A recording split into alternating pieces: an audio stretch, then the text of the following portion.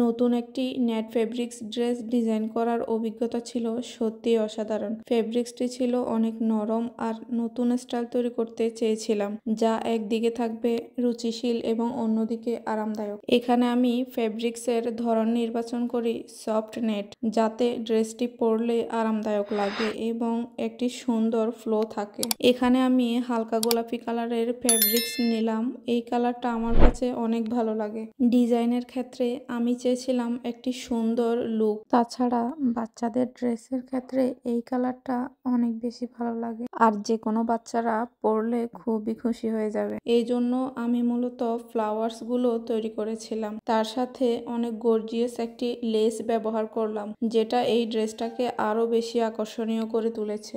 ড্রেসটি তৈরি করতে বেশ সময় লেগেছে, কারণ প্রতিটি স্তরে নিখুঁত ফিনিশিং বজায় রাখা জরুরি ছিল। শেষ পর্যন্ত যখন এটি তৈরি হয়ে গেল আর এটা আমার মেয়েকে পরিয়ে অন্যরকম রূপে দেখতে পেলাম, খুবই স্নিগ্ধ এবং অনন্য।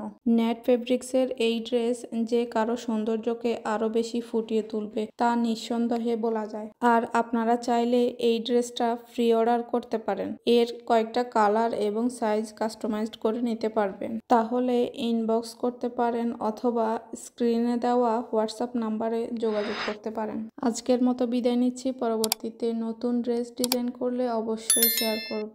আর ভিডিওটা কেমন লেগেছে অবশ্যই জানাবেন।